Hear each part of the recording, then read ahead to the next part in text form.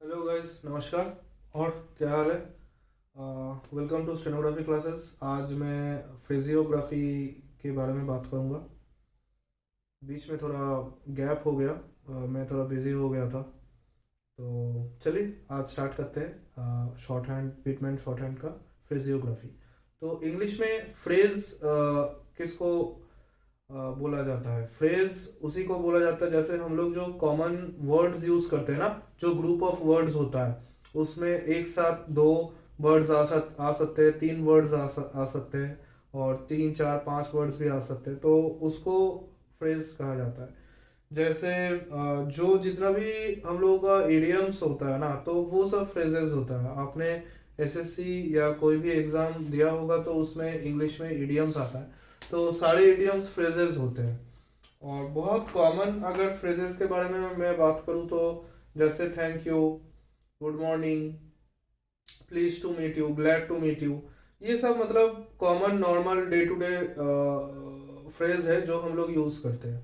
ठीक है, तो phraseography by the term only you can understand. Phraseography उसी को कहा जाता है शॉर्ट हैंड में जहाँ पे मल्टीपल वर्ड्स का आउटलाइन हम एक एक में लाते हैं। ठीक है, वन आउटलाइन बनाएंगे, उसमें मल्टीपल वर्ड्स कवर हो जाएगा, और पेन जो है बोर्ड से उठेगा नहीं, बोर्ड में ही रहेगा, और आउटलाइन बनेगा, और उससे मल्टीपल वर्ड्स कम्युनिकेट हो जाएगा। जैसे अगर आपने डिक्टेशन वगैरह का कोई एक्सपीरियंस है, अगर नहीं भी है तो मैं ये बताता हूँ कि ज़्यादातर जो पार्लियामेंट्री डिक्टेशंस आते हैं ना, एसएससी जनरली पार्लियामेंट्री डिक्टेशंस दिया जाता है एसएससी स्किल में।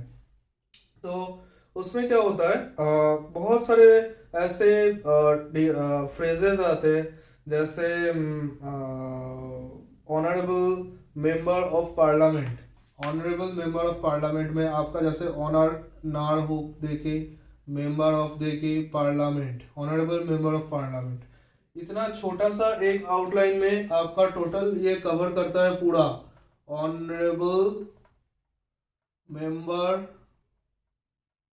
Of parliament, honourable member of parliament, ये पूरा कवर होता है इस आउटलाइन के थ्रू।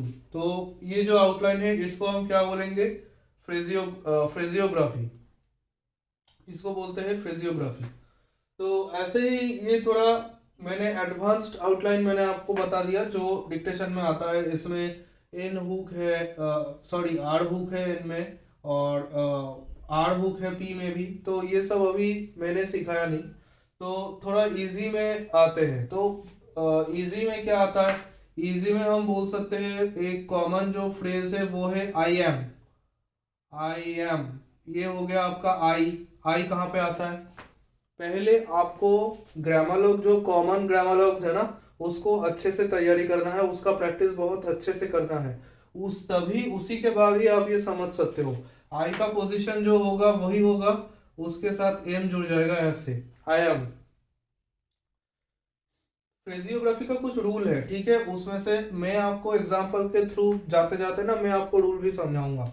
वो सूखी तरीके से पहले रूल सीखो उसके बाद एग्जांपल, वैसे नहीं करवाऊंगा मैं। अलग तरीके से पीछे से मैं आगे से करवाऊंगा। ठीक है, बैक से तो स्टार्ट करते हैं। तो आई एम, आई एम में क्या हुआ? आई का पोजीशन जो है सेम है, एम का पोजीशन आई के ऊपर डिपेंड करके एम का पोजीशन बन गया, क्योंकि हम आई के साथ जोड़ रहे हैं। तो इसका मतलब ये है ग्रामरलॉग में रूल नंबर वन, कभी भी कोई भी आउटलाइन, सॉरी ग्रामरलॉग नहीं, फ्रेजियोलॉजी में कभी भी कोई भी आउटलाइन बनता है ना, तो जिस वर्ड से वो शुरू होता है उस वर्ड्स का जो उस पर्टिकुलर वर्ड का उस फर्स्ट लेटर का जो पोजीशन होगा उसके प्रोनाउंसिएशन के हिसाब से उसी पोजीशन में बाकी आउटलाइन भी बनेगा। I am, it was, not, it was, it was, देखिए इट वाज, इट वाज, तो इट होगा, इट ऐसे लिखते हैं। वाज का कैसे बनाएंगे? एस बनाएंगे, एस से वाज होता है। ठीक है, इट वाज। अब इसी को अगर वेयर करेंगे, इट वेयर, वेयर करेंगे तो ऐसे टी आएगा, टी से इट हो गया, वेयर के लिए डाउनवर्ड आर ऐसे होगा, डाउनवर्ड आर। आर और इसका डिफरेंस आपको समझने के लिए बहुत प्रैक्टिस करना पड़ेगा, तब जाके डिफरेंट आउटलाइन बनेगा, नहीं तो एस जैसे होगा आर भी वैसे ही बन जाएगा, तो हो गया काम। समझ में नहीं आएगा आपको तो तुरंत पकड़ लेना है, बॉस का आउटलाइन वेयर के लिए आर थोड़ा ऐसे डाउनवर्ड, आर थोड़ा ऐसे होगा, ठीक है, इट वेयर, इट वाज, समझ गए आप, ये दोनों ऐसे बनेगा। तो ये आपका हो गया फर्स्ट वाला रूल। सेकेंड रूल ये हो गया कि ग्रामर तक फ्रेजियोग्राफी जो है वो हमेशा ऐसे बनेगा ना जो कन्वीनियंट हो, जो लिखने में आसानी हो, जो बहुत ज़्यादा कॉम्प्लिकेटेड ना हो, और जो शॉर्ट में बहुत ज़्यादा मतलब दो लफ्जों में पूरी बातें बयां हो जाएगी, वैसे आपका बनेगा फ्रेजियोग्राफी। तो ये आपका आदर्श फ्रेजियोग्राफी है जिसमें आपको मेहनत कम करना पड़ेगा, समझ समझ आप ज़्यादा जाओगे, तो उस सिस्टम में हम लोग फ्रेजियोग्राफी करते हैं। जैसे मैं बोल रहा था कि फर्स्ट जो वर्ड होता है उसका पोजीशन मेंटेन रहेगा पूरा फ्रेजियोग्राफी में। कभी कभी फर्स्ट जो आउटलाइन का जो पोजीशन है वो थोड़ा ऊपर या थोड़ा नीचे हम कर सकते हैं पूरा आउटलाइन को एकोमोडेट करने के लिए। तो जैसे आई आई थिंक जब होगा ना, इसमें आपको समझना पड़ेगा आई थिंक, मुझे लगता है कि, आई थिंक दैट में क्या होगा, आई का जैसे होगा आई होगा, थिंक का क्या होता है ईथ, जो ईथ होता है ना, ईथ इसमें टच करता है, थिंक का ये आउटलाइन है। आई थिंक दैट, दैट का आप इसमें नीचे लगा दो दैट, ये ग्रामोलॉग है, ठीक है, आई थिंक दैट। अब इसी को अगर हम थैंक बोलेंगे ना, थिंक का क्या हो रहा है, टच हो रहा है, पा में वी, ठीक है, तो वी का थर्ड पोजीशन है, तो ऐसे ये टच हो रहा है या थोड़ा थ्रू द लाइन जाएगा, आई थिंक दैट। अब थैंक जब बोलेंगे ना, that pain is not much good, thank that, तो वो वाला जो प्रोनाउंसिएशन आ रहा है वो फर्स्ट पोजीशन का आ रहा है, आई thank you, I thank you. तो ये कैसे होगा, आई आप जैसे बना रहे हो वैसे बनाओगे, ईथ को आप ऊपर ही आपको खत्म करना पड़ेगा, यहाँ पे टच नहीं कर सकते, क्योंकि दैट पेन इज दैट वाला जो फर्स्ट वाला जो पोजीशन है वो हमेशा अबव द लाइन होता है, ठीक है, ऑन द लाइन नहीं। आई थैंक यू, यू कैसे बनाएंगे, यू का जो ग्रामर होता है ये यू हो गया, आई थैंक यू, ठीक है। तो ये डिफरेंस आप समझो, आई थिंक और आई थैंक दोनों का डिफरेंस आप समझोगे पोजीशन के हिसाब से, ऊपर नीचे आप इसको कर सकते हो, क्योंकि आपको समझना है, आपके लिए कन्वीनियंट होना चाहिए। तो समझने का जो आसानी है वो सबसे पहला है, उसके लिए थोड़ा बहुत रूल इधर उधर करेंगे वो भी चल जाएगा, और ये सब चीज तभी पॉसिबल होगा जब इसको आप बहुत ज्यादा प्रैक्टिस करोगे, तो ये आपका ब्रेन में मसल मेमोरी में पूरा फिट हो जाएगा, तभी आप इसको तुरंत देख के इसको पहचान सकते हो और तुरंत टाइप करके आप स्किल पास कर सकते हो, ठीक है। I think that, I thank you. अब देखिए with much, with which, with each, with जैसे विथ से करेंगे ना, तो इसमें क्या आएगा, विथ के साथ जो फ्रेजियोग्राफी होगा, विथ आपका ग्रामर पता है ये होता है विथ, ठीक है, ऐसे गोल करके साइड वाला, ये होता है विथ मार्च। अगर इसमें मार्च करेंगे तो मार्च में बुक में आपको चे दिया रहेगा, मुझे चे देने से ना मुझे पढ़ने में दिक्कत होता है, तो मैं मार्च को ऐसे लिखता हूँ, ऐसे एम करके बीच बीच में मिडिल में एक डैश वावल में लगा देता हूँ सेकेंड पोजीशन में, विथ मार्च। ये मुझे समझने में आसानी होती है, इसलिए मैं आपको सिखा रहा हूँ। अगर आपको ये ठीक लगता है तो आप इसको मच कर सकते हो, क्योंकि मच में जो चे आता है ना, तो वो ईच में भी आता है, वो विच में भी आता है, तो वो लार्ज में भी आता है, जो जे होता है लार्ज में भी आता है, तो ये बहुत ज़्यादा हौच-पौच हो जाता है। तो हमेशा पॉसिबल नहीं होता है कि मैं उसको तुरंत सेंटेंस पढ़ के मैं समझ जाऊँ। हाँ, मैं पूरा सेंटेंस पढ़ूंगा तो मैं समझ जाऊंगा, लेकिन मुझे उसके लिए वेट नहीं करना है, मुझे जल्दी समझना है, तो मैं विथ माच लगा देता हूँ, और इसको लगा के मेरा स्पीड काफ़ी हाई मैंने किया हुआ है, ठीक है, काफ़ी हाई स्पीड में भी मैंने किया हुआ है, कोई दिक्कत नहीं हुआ है। तो ये अभी आपके ऊपर है, मैं कोई फोर्स नहीं कर रहा हूँ, मैं कुछ कुछ चीज़ें ना थोड़ा उसको चेंज करके आपको दिखाऊंगा, क्योंकि मैं खुद थोड़ा चेंज करके मैं प्रैक्टिस करता हूँ। तो जो बुक में है उस वो चे है, और मैं ये करता हूँ विथ मार्च। अब विथ व्हिच करूंगा ना, विथ व्हिच, तो ये सेम विथ होगा, और ये व्हिच का चे आ जाएगा, इसमें टच करेगा, विथ व्हिच। विथ जब मैं ईच करूंगा, ईच, तो ईच में ये टच करता है। ईच मतलब पा में वी वाला जो थर्ड पोजीशन होगा ईच।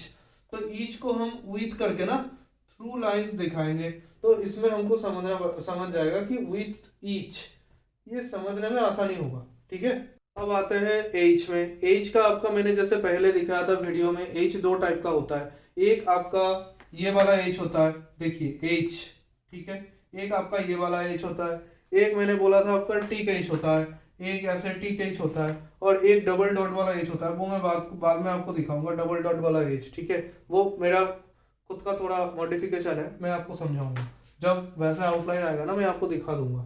तो एच जब हम ऐसे करेंगे ना, ही कैन, जैसे ही कैन जो फ्रेज रहेगा, ही कैन, तो इसमें क्या होगा, एच ऐसे आएगा और आके कैन जब होगा ना, कैन ऐसे किए जाएगा ऐसे करके, एच कैन, एच की, ही कैन। तो इसी को अगर इफ ही कैन जब करेंगे, एच उसमें बीच में आ जाएगा, इफ ही कैन। तो इफ का तो ऐसे होता है, ऐसे through the line if he. अब यहाँ पे ही बनाओगे, कैन बनाओगे ना, तो बहुत नीचे आ जाएगा, ये ज्यादा नीचे आ जाएगा। तो इसका जो नेक्स्ट लाइन तुम बनाओगे ना, उसमें ये टकरा जाएगा और उसके अंदर में घुस जाएगा, फिर जो है वो हचपच हो जाएगा, उसमें आपको समझने में दिक्कत होगा। एक सेकेंड का भी अगर परेशानी होना, वो भी नहीं चाहिए। ये शॉर्ट हैंड ऐसे बना हुआ है, इसमें आपको एक सेकेंड भी रुकना नहीं पड़ेगा समझने के लिए, तुरंत आप समझ जाओगे। तो इसलिए एच की जगह हम एक डैश लगाएंगे, डैश लगा के यहाँ पे किए जोड़ देंगे, इफ ही कैन, ये हो जाएगा आपका इफ ही कैन। ठीक है, ये आपका एच समझाएगा, H, if he can. If he may, if he may, if he may, यहाँ पे मैं डॉट वावल दे दिया मैंने सेकंड पोजीशन में, इफ ही मे। तो फिर से सो मच, हाउ मच, फिर से ये मच वाला ये आएगा, जैसे so much, so much. So much में कैसे करूंगा, ये सो का मैंने कर दिया सो, ये मच का मैंने यहाँ पे मैं मिडिल में डैश वावल डाल दूंगा, सो मच, सो मच। ठीक है, हाउ मच, हाउ मच कैसे होगा, हाउ का, हाउ हाउ का कैसे बनेगा, ये आपका हो गया हाउ, मैंने ये गलत तरीके से बनाया, ये ऐसे बनाना है, हाउ मच, ये एम का मिडिल में आप डैश वावल दे दो, ये देखो ऐसे करना है। ठीक है, उल्टा पुल्टा नहीं करना है, यहाँ से शुरू करना है हाउ, यहाँ खत्म करना है, यहाँ जोड़ना है, यहाँ पे डैश वावल देना है, हाउ मच। सिर्फ वावल डालने के लिए आपका कलम उठा, उसके बावजूद आपका कलम नहीं उठा, पूरा कलम इसमें टच करके है, क्योंकि जितनी बार जो है पेन या पेंसिल आप उठाओगे फिर से लगाओगे, उसमें भी टाइम जाता है। तो शॉर्ट हैंड का मतलब ही है बिल्कुल मिनिमम टू मिनिमम टाइम में आपको सुन के उसको लिखना है शॉर्ट हैंड में, फिर उसको ट्रांसक्राइब करना है टाइपिंग में। तो हाउ मच, ठीक है। तो जो फ्रेजेस ऐसे कॉमन बहुत फ्रेजेस है, हाउ से शुरू होता है, विथ से शुरू होता है, ठीक है। और मतलब जितना भी फ्रेजेस है आपको एक लिस्ट मिल जाएगा, वो फ्रेजेस का थोड़ा बहुत आप प्रैक्टिस कर लेना चैप्टर के उसमें चैप्टर फिजियोग्राफी चैप्टर के लास्ट में दिया हुआ है, कुछ कॉमन फ्रेजेस है जो आता है, तो उसको आप बहुत बढ़िया से आप उसको प्रैक्टिस कीजिए, ऐसे ही जोड़ के पूरा बनाना है। ये जितना ज़्यादा एडवांस होता जाएगा ना, उतना ज़्यादा आपका टाइम घटता जाएगा और आपका स्पीड बढ़ता जाएगा। तो बेसिक जो फ्रेज है उसको आप बढ़िया से पूरा रट लो, प्रैक्टिस कर करके लिख लिख के पूरा एकदम मसल मेमोरी में बिठा लो। तो ठीक है गाइस, आई होप आपको समझ में आया। ग्रामर लॉग्स बहुत अच्छे से प्रैक्टिस कीजिए, हर चैप्टर के एंड में आपको ग्रामर लॉग्स मिल जाएगा। जो बहुत ज़्यादा कॉमन ग्रामर लॉग्स है वो आपको आना ही आना चाहिए, नहीं तो शॉर्ट हैंड लिखना, पिटमैन शॉर्ट हैंड लिखना बहुत मुश्किल हो जाएगा।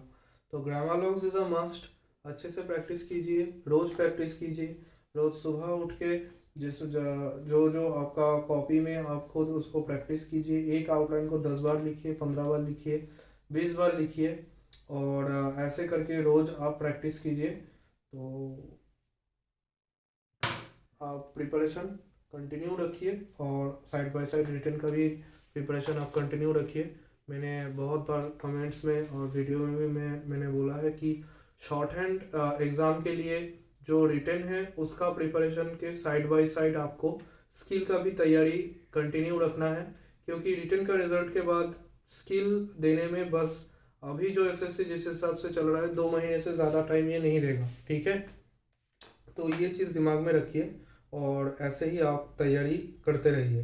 हाँ, रिटन में आप बोलोगे, पूछोगे कि कितना टाइम देना है, स्किल में कितना टाइम देना है, आप अपने हिसाब से दो। स्किल में मुझे नहीं लगता है कि 2-3 घंटे से ज़्यादा आप दे पाओगे, क्योंकि स्किल का ये जो है ना, इसमें ये एवरी डे आपको एक फिक्स्ड टाइम में 2-3 घंटा दे के आपको ये करना है, इसका तैयारी करना है। एक दिन में ज़्यादा टाइम दोगे तो उसमें फ़ायदा नहीं है स्किल में। रिटन में आप आराम से 5-6 घंटा दो, जितना आपका बाकी टाइम है आप पूरा रिटन में दो, ठीक है। तो चलिए गाइस, आज फिजियोग्राफी इतना ही। ग्रामर लॉग्स अच्छे से प्रैक्टिस कीजिए, नेक्स्ट डे सर्कलेस करवाएंगे और सर्कलेस बहुत इंटरेस्टिंग है, उसमें बहुत कुछ समझना है आपको, सर्कल कैसे बनाना है, डायरेक्शन क्या होगा, तो मैं डिटेल्स में सब समझा दूंगा, डोंट वरी। तो चलिए guys, bye, see you in next video.